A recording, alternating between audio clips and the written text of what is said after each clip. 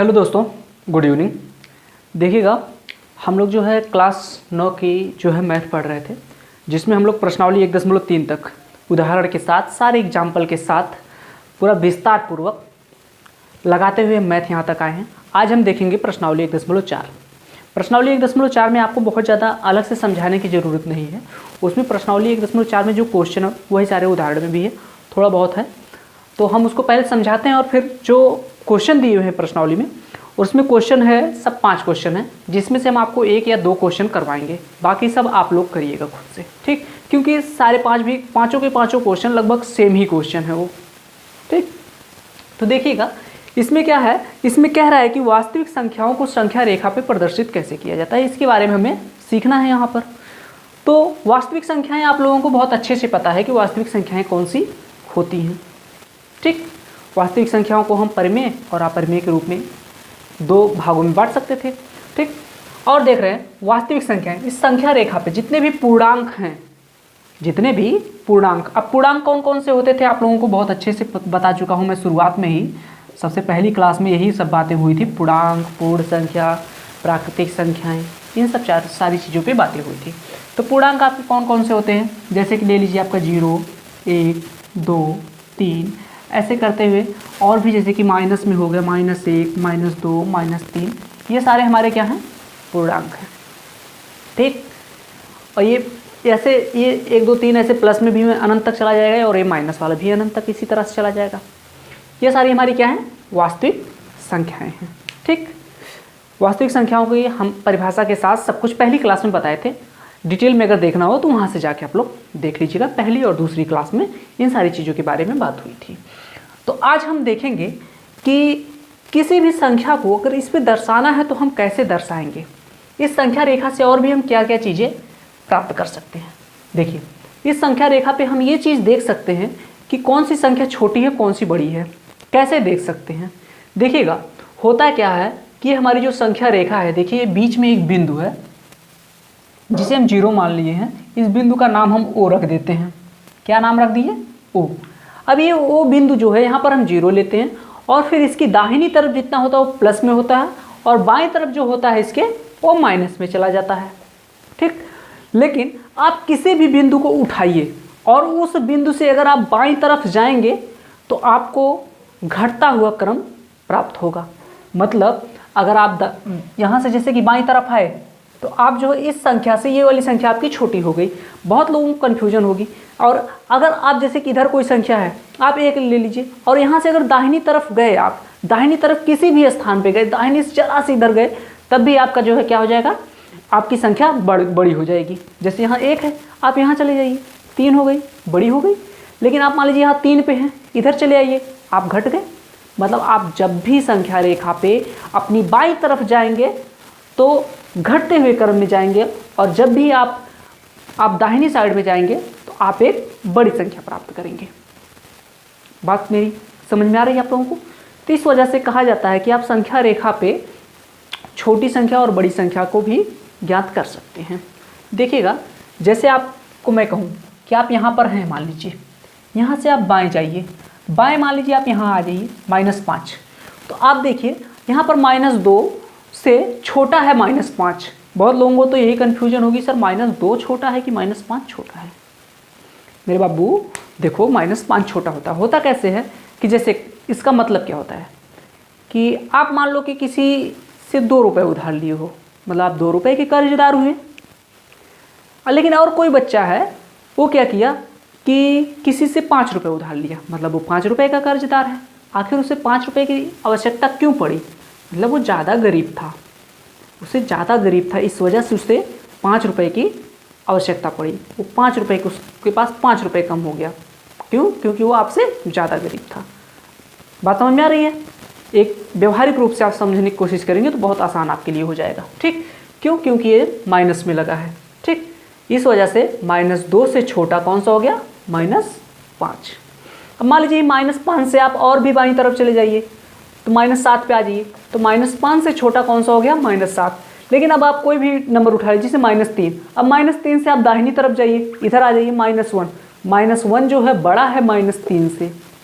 मान लीजिए यहाँ से आप 0 पे आ जाइए तो भी -3 से बड़ा है जीरो। क्यों? क्योंकि ये माइनस में है, कम से कम जीरो माइनस में तो नहीं है। बात मेरी क्लियर है, समझ में आ गई होगी। तो देखिए अब हम लोगों को क्या करना है, इस संख्या रेखा पे संख्याओं को दर्शाना है। जैसे अगर आपसे पूछ दिया जाए कि बताइए इसमें जो है 1.5 कहाँ पर आएगा, जैसे आपसे कह दिया जाए बताइए इस संख्या पे 1.5 कहाँ पर आएगा, तो आप लोग बहुत आराम से बता देंगे सर 1.5 मतलब कि 1 और 2 के बीच में ही होना चाहिए। कहाँ होना चाहिए? 1 और 2 के बीच में होना चाहिए। और 0.5 है, 0.5 मतलब इसके बीच में हम 10 रेखाएं इस तरह से खींच देंगे बराबर बराबर दूरी पे। कितनी 10 रेखाएं? मान लीजिए 10 रेखाएं हो गई, 1 2 3 4 5 6 7 8 9 10 मान लीजिए। अब 5, तो हम 5वीं रेखा यहाँ से गिन लेंगे लगभग इसके मध्य में जो आएगी, ठीक, जो लगभग इसके मध्य में आएगी। तो हम बोल देंगे सर यहाँ पर जो हमारा कितना आ जाएगा 1.5 आ जाएगा। यहाँ तक बात क्लियर हुई? यहाँ तक तो आराम से आ गया होगा। लेकिन अगर आपसे यहीं कह दिया जाए कि बाबू ये बताओ 2.25 कहाँ पर होगा, 2.25 आप लोग बताइए कि संख्या रेखा पर कहाँ पर होगा। अब जाके आप लोगों को थोड़ा प्रॉब्लम होनी शुरू हो जाएगी। बात मेरी समझ में आ रही है? देखिएगा होगा क्या कि आप 2.2 तो आराम से निकाल लोगे कि हाँ सर 2.2 यहाँ पर आ जाएगा आपका। लेकिन जब 2.2 आने के बाद आप इसको क्या करोगे, जूम करोगे। जूम करने का मतलब उसे बड़ा करोगे। अभी हमारी स्क्रीन टच मोबाइल तो है नहीं कि उसको हम ऐसे बड़ा करके दिखा दें, भाई हमारा व्हाइट बोर्ड है, नॉर्मल बोर्ड है, तो हम नहीं कर पाएंगे उस तरह से, ठीक। लेकिन हम आपको ये दिखाना चाहेंगे, जैसे अब दिखाता है आपका उत्तरोत्तर आवर्धन विधि। उत्तरोत्तर आवर्धन विधि, आवर्धन क्या होता है? पहले के ज़माने में आप लोग देखे होंगे कि जब लोगों को नहीं दिखता था तो एक गोल सा शीशा रहता था, उसी को लोग लेके ऐसे सामने करके देखते थे ताकि बड़ा दिख जाए, उसी को आवर्धन कहा जाता है, ठीक। तो उत्तरोत्तर आवर्धन तरीके से हम लोग इसको चेक करेंगे। कहने का मतलब हम इस पर एक ऐसा लेंस लगाएंगे जिससे कि हमें ये बड़ा दिखने लगे। अब बड़ा दिखने लगेगा मतलब हम क्या करेंगे, इसे बड़ा करेंगे, ठीक। तो हम इसको जूम करते हैं, ठीक। चलिए जूम करते हैं। देखिएगा दोस्तों, अब जो है आगे आपका, जैसे कि मैंने ले लिया आपके प्रश्नावली 1.4 का जो है प्रश्न संख्या 1। प्रश्न संख्या 1 में क्या कह रहा है आपका? कह रहा है कि उत्तरोत्तर आवर्धन की सहायता से संख्या रेखा पर 4.575 को दर्शाइए, ठीक। तो अब देखिएगा, जैसे कि आप लोग बुक में ऐसे देखे होंगे तो ज़्यादा स्पष्ट नहीं हो पाता है कि क्या लिखा गया है, जो कि वो बहुत स्पष्ट शब्दों में लिखा गया है। देखिए हमें क्या करना है कि पहले इसमें चेक करना है कि 4.5। देखिए हम इसे किस रूप में लिख सकते हैं, ध्यान दीजिएगा। पहले हम इसे किस रूप में लिख सकते हैं, इस 4.575 यही लिखा गया है। तो हम पहले इस पर क्या करेंगे, ये 2 अंक देखेंगे, 4.5 इसमें कहाँ पर आएगा। पहले हम क्या करेंगे, पहले चेक करेंगे 4.5 कहाँ पर आएगा। हम देखेंगे कि ये जो 4.5 है वो कहीं ना तो कहीं 4 और 5 के बीच में आएगा। 4 और 5 के बीच में आएगा ना, यहाँ पर 4 है और ये 5 है, मतलब इसी के बीच में कहीं हमारा 4.5 आएगा। और 4.5 हमारा आधा होता है, मतलब कि यहाँ पर कहीं पर आएगा, यहीं पर आएगा। अब ये हमारा जो चित्र है ये, इसमें 4 और 5 बहुत छोटा है, इसमें हम 10 रेखाएं नहीं खींच पाएंगे। इसी वजह से कहा जाता है उत्तरोत्तर आवर्धन विधि। उत्तरोत्तर आवर्धन मतलब क्या होगा, अब हम इसी दोनों को 4 और 5 को सिर्फ लेंगे। 4 और 5 को यहाँ से हमने कट किया और कट करके यहाँ पर जूम कर दिया, मतलब इसी 4 और 5 को हमने क्या किया, ऐसे फैला दिया। फैलाया तो उसमें हम जब देखेंगे, फैलाएंगे ना, तो इसके बीच में भी 10 भागों में ये बटा रहता है। इसके बीच में ये 10 भागों में बटा है। अब देखिएगा 1 2 3 4 5 6 7 8 9 10 भाग में बटा है। तो अब इसके बीच में हमें देखना है कि 4.5 कहाँ होगा। हम देख रहे हैं कि इसके बीच में 4.5 कहाँ पर आ रहा है, ये पर 1 2 3 4 5, 4.5 आपका मिल गया, यहाँ पर मिल गया। लेकिन हमें 4.5 तो ज्ञात नहीं करना था, हमें तो ज्ञात करना है कि 4.575 ये कहाँ पर आएगा, हमें ये प्राप्त करना है। बात तो यही हुई। अब देखिएगा आगे हम लोग क्या करेंगे, देखेंगे कि ये वाला जो पॉइंट आया हमारा 4.5 आया, ये वाला जो पॉइंट है हमारा 4.5 है। बात क्लियर हुई? ध्यान दीजिएगा, ये जो मैं बातें बोलने जा रहा हूँ बहुत इंपॉर्टेंट है आपका। ये वाला पॉइंट 4.5 है और ये वाला पॉइंट जो है आपका 4.6 है। यहाँ तक बात क्लियर? अब इसके बीच का ये जो भाग है आपका, ये इसको अब हम जूम करेंगे 4.5 और 4.6, यहाँ से लेके यहाँ तक इसको हम जूम करेंगे। जूम मतलब बड़ा करेंगे। अब एंड्रॉयड मोबाइल आ गई है, सबको पता है कि जूम का मतलब क्या होता है। ठीक, अब इसको हम जो है फैलाएंगे। जब फैलाएंगे देखेंगे 4.5 यहाँ और 4.6 यहाँ। अब इसके बीच में भी हम देखेंगे कि 10 भाग में इसे हम बराबर भागों में बांट देंगे। 10 बराबर भागों में बांट देंगे।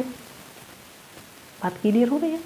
अब जब 10 बराबर भागों में हम इसे फिर बांटेंगे तो अब हमारा आ जाएगा तीसरा स्थान। जैसे जैसे एक एक स्टेप बढ़ाते जाएंगे, दशमलव के बाद एक एक अंक बढ़ता जाएगा। बात क्लियर हो रही है? अब देखिएगा 4.5 और 4.6 तो ये था ही ऑलरेडी। अब इसे हम 10 भाग में और बांट रहे हैं तो मतलब एक अंक दशमलव जो है अब जो है दशमलव 2 स्थान पे आ जाएगा। अब देखिएगा हमें किस पे जाना है, 7 पे जाना है। अब यहाँ से देखिएगा ये 4.5 तो ऑलरेडी है, पहले से ही है। हमें जाना कहाँ पर है, मात्र फोकस आपका कर रहना चाहिए कि 4.5 तो आप आ ही चुके हो। अब मेन फोकस आपका क्या होना चाहिए कि हमें 7 पे जाना है। तो हम 7 गिनेंगे, 1 2 3 4 5 6 7। तो हमारा क्या हो गया 4.57 हमारा कौन सा बिंदु हो गया, ये वाला हमारा 4.57 बिंदु हो गया। लेकिन अभी भी हमारा आंसर नहीं प्राप्त हुआ। क्यों?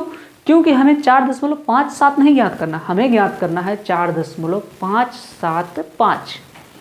तो अब हम क्या करेंगे, ये हमारा हो जाएगा 4.57 और इसके अगली वाली जो ये बिंदु होगी, जो इसके अगला वाला ये पॉइंट है, ये हमारा कितना हो जाएगा 4.58, यही होगा। अब इन दोनों बिंदुओं को हम जूम करेंगे, इसको यहाँ पर लाएंगे और इसको हम ऐसे यहाँ पर लाएंगे। ये जूम कर दिए। इसको जब हम जूम किए तो देखिए 4.57 यहाँ लिख दिए और 4.58 यहाँ पर लिख दिए। अब इसको भी हम 10 भागों में बांट देंगे। जब इसको पुनः एक बार हम 10 भागों में बांटेंगे तो हमारा दशमलव हम देखेंगे कि तीसरे स्थान पे चला जाएगा। अब हमें क्या ज्ञात करना था, हमें ज्ञात जो करना था 4.575 ही ज्ञात करना था। तो हमें 4.57 तो ऑलरेडी ज्ञात है, तो हमें इसमें कितना चलना है और 5 स्थान और चलना है। तो हम यहाँ से गिनेंगे 1 2 3 4 5। ये हमारा प्राप्त हो गया 4.575। ये बातें क्लियर हुई कि नहीं हुई? अगर आप लोगों को ये बातें हमारी क्लियर नहीं हुई हों तो हम आप लोगों को दिखाते हैं। हमारे पास ये जो स्केल है, ध्यान दीजिएगा, इसमें देखिएगा कैमरे में दिख रहा है कि नहीं, इधर देखिएगा। हेलो टीम जी, थोड़ा चेक करिए। देखिएगा कैमरे में इसकी जो रेखाएं हैं ये आप लोगों को दिख रही हैं कि नहीं? देखिएगा ये स्केल जो है, इसकी कैमरे में रेखा जो दिखी है, ये दिख रही है आप लोगों को? अब ध्यान दीजिएगा, इसमें जैसे कि है ना ये रेखा, जैसे कि यहाँ पर 1 और 2 दिया है, इसके बीच में आप देखेंगे कि 10 रेखाएं खींची गई हैं। कितनी? 10 रेखाएं खींची गई हैं। ठीक, जैसे ये 2 और 3 है, इसके बीच में कितनी हैं? 10 रेखाएं। बात समझ में? लेकिन ये जैसे 2 के बीच में आप जब जाएंगे तो इसको क्या 2.5 आप लोग पढ़ते हैं, कहते हैं कि सर 2.5 है ना। लेकिन मान लीजिए अगर 2.5 और 2.6 के बीच में भी मैं 10 रेखाएं और खींच दूं, तब उसे क्या बोलेंगे आप? फिर 1 दशमलव मतलब 2 स्थान पे दशमलव लगा के फिर बोलेंगे। वही चीज़ें यहाँ पर की गई हैं। बात मेरी समझ में आ रही है आप लोगों को? तो आप लोग इसी तरह से कोशिश करिएगा, क्योंकि सारे क्वेश्चन लगभग आपके सेम इसी प्रकार से हैं। जैसे कि कुछ क्वेश्चन हैं, आप ये प्रश्न संख्या 3 है जिसमें दिया है 7 के ऊपर बार लगा दिया है। तो आप लोग करेंगे क्या कि एक तरफ जो है जैसे कि 5.37 दिया है, क्वेश्चन नंबर 3 में जो आपको दिया है, जैसे कि 5.37 3 7 और 7 में बार का मतलब ये है कि 7 जो है अनंत बार ऐसे आते चला गया है। तो आप इसे एक तरह से और लिख भी सकते हैं 5.37 7 करके ऐसे 8 कर सकते हैं, या फिर कितने दशमलव स्थान तक वो बोला है उस हिसाब से कर सकते हैं, इस तरह से लिख सकते हैं। और फिर इसको ये बार हटा के फिर इसी के बीच में जो है आपको चेक करना है कहाँ से कौन सा आएगा। बात समझ में आ रही है मेरी लगभग? तो आप लगभग इसको आप क्या ज्ञात करेंगे 5.378 लगभग आप ज्ञात कर लेंगे, आपका आंसर सही हो जाएगा। ठीक, जो आपको ये कहा ज्ञात करने के लिए आप ये ना ज्ञात करके ये ज्ञात कर दीजिएगा, इसको ज्ञात कर दीजिएगा, आपका आंसर मिल जाएगा। सेम इसी प्रोसेस पे चलना है आप लोगों को। धैर्यपूर्वक देखिए, स्टेप बाय अगर स्टेप आप चलेंगे तो गलती कतई नहीं होगी आपसे। लेकिन आप घबरा गए पेन उठाने से ही पहले, कैसे होगा वो पहले बनाने की कोशिश तो कीजिए, आराम से हो जाएगा।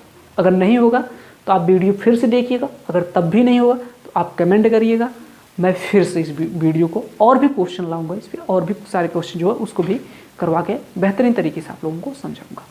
ठीक, तो आगे हम लोग फिर कल मिलते हैं। अब प्रश्नावली 1.5 जो है उसके बारे में देखेंगे विस्तार पूर्वक से उदाहरण के साथ। ठीक, फिर कल मिलते हैं। जय हिंद।